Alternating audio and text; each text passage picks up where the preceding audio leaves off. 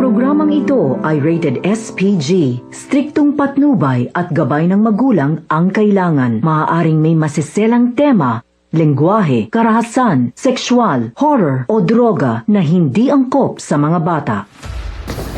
Kumusta mga kaseryanatics? Welcome back muli sa ating munting channel. Mga ka-Firewall, mukhang mas lalo pang umiinit ang mga laban ni Naisat at ng buong Team Firewall. Kung akala ninyo ay kalaban lamang sa labas ang kanilang problema, mukhang may mas malaking banta nga silang haharapin at ang revelasyong ito ay maaaring magbago nga ng lahat ng kanilang pinaghirapan hanggang ngayon.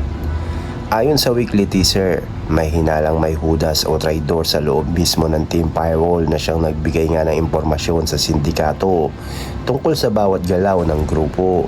Kung totoo nga ito, hindi nakakapagtakang bakit tila laging nauunahan ng mga kriminal ang bawat operasyon nila sa bawat raid, sa bawat rescue mission at sa bawat planong kanilang binubuo. Parang laging may nakakaalam ng kanilang susunod na hakbang. Mga ka-Firewall, isipin nyo ito. Paano kung totoong matagal na nilang pinagkakatiwalaan ay siya palang dahilan kung bakit paulit-ulit silang nabibigo? Paano nga kung lahat ng kanilang paghihirap dahil may taong nagbebenta nga ng kanilang mga sikreto? Ito nga ang isang pinakamalaking tanong na maaaring ang masagot sa susunod na episode. Samantala, hindi pa rin nawawala ang malaking problema ni Galo tungkol sa kanyang kapatid na si Sunshine. Matatandaan na nabigo ang Team Firewall na mailigtas siya sa mga kamahinga ng sindikato dahilan upang maging desperado si Galo sa paghahanap nga ng kanyang kapatid. Posible rin magkaroon ng tensyon sa pagitan ni Galo at ng mga miyembro ng team habang ang iba ay naisundin ang tamang proseso ng kanilang operasyon. Si Galo ay maaaring gumawa ng sariling hakbang upang mailigtas nga si Sunshine. At alam naman natin na kapag emosyon na nga ang nangibabaw sa operasyon, maaaring mauwi ito sa malaking kapamakan. Isa rin sa mga eksenang dapat abangan ay ang posibleng pagkahati-hati nga ng Team Firewall.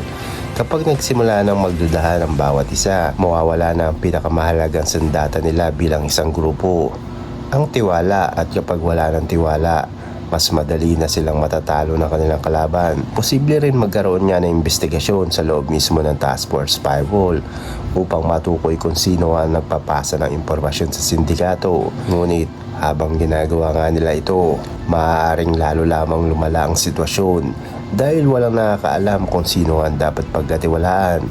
Bawat isa ay maaaring maging suspect. Bawat kilos ay maaaring questionin.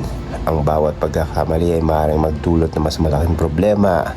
Samantala, habang abala naman ang Team Firewall sa paghahanap nga ng traidor, patuloy naman nagpapalakas ang sindikato. Posibleng gamitin nila ang kaguluhan sa loob ng grupo upang maglunsad niya na panibagong operasyon.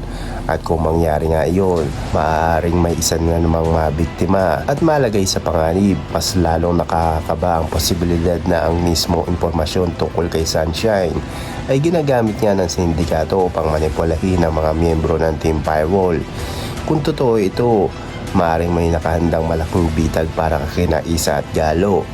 At kapag nahulog nga sila sa patibong na ito, posibleng may malaki pang maging kapalit kaysa sa inaasahan nga nila habang papalapit ang pagtatapos ng episode.